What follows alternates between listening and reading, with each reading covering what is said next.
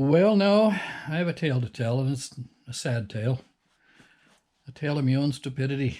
Yes. Worse than anything else, the whole thing, though, is that Dallas Davis himself was right again when he warned me, and I didn't listen. Anyway, here's the tale. Last week we were out flying at Bryce Canyon, which is at an elevation of 7,500 feet above sea level. And there was a fellow in the campground who expressed interest in going for a ride with me. So I said, all right, I'll take you. He didn't appear to be any heavier than I am. And I thought, sure, it'll handle two of us. Well, other aircraft I've flown would easily have handled two of us. But I didn't stop to consider, as I should have, that the aircraft I'm flying now is not like any of the others I've ever flown. None of them had just a 65 horsepower engine and a 500 square foot parachute to try to drag along behind them. Anyway, I figured, well, 7,500 feet's not too bad. Density altitude's not real high today. It's fairly cool. So we climbed into the machine, lined up with the runway, popped the chute up, and gave it full throttle. The takeoff roll went on and on and on and on, and I should have aborted right then and there. But we started to lift off the ground, and before long we were just above the height of the fence that surrounds the airport. And then we began to sink. Well, by then it was too late to put the thing back on the ground because we'd have plowed right through into the fence. So we kept going because I could tell we'd clear the fence by some. We cleared the fence by about 15 feet and then struggled to gain a little more altitude and a little more. Meanwhile, pinon and juniper trees along the way were reaching up to try to grab the wheels of my plane. My passenger, I'm sure, never knew how close he came to becoming very well acquainted with some of the Utah sagebrush out there. We floundered up higher and finally got to about 200 feet in the air. The engine's running full throttle, highest RPM it can run. Wouldn't have taken that much longer. We swung around, lined up, came back down, and plunked it down to a landing. And this is my story. I'm posting it because I hope that maybe some other people might learn from it.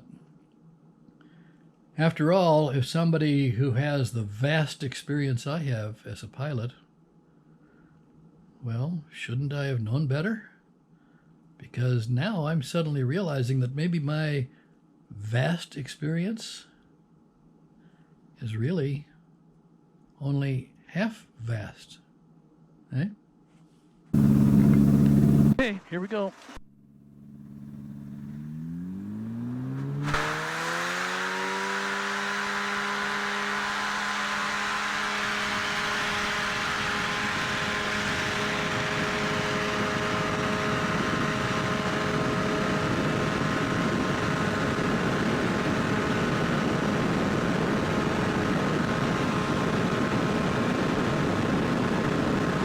Boy, we are heavy. Come on. Let's get up in the air.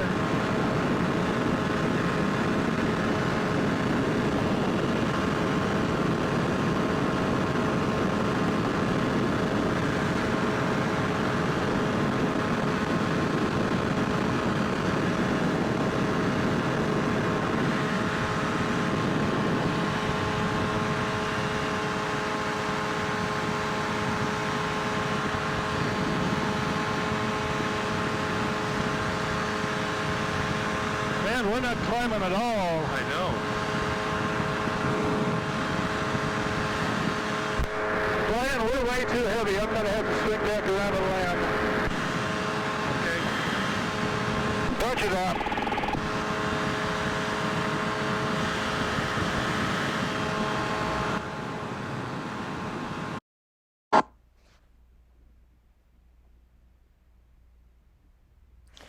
By the way, we weren't flying at a steep left bank there.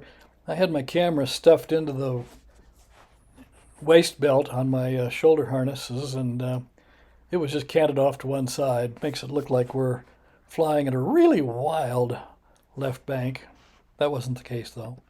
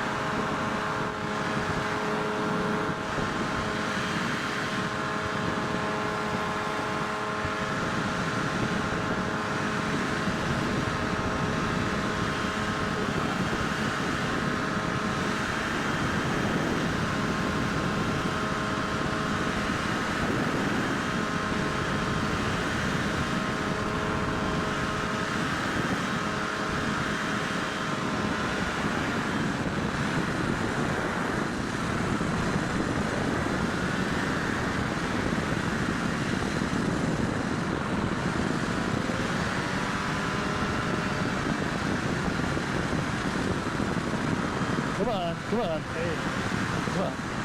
Flare. Woo!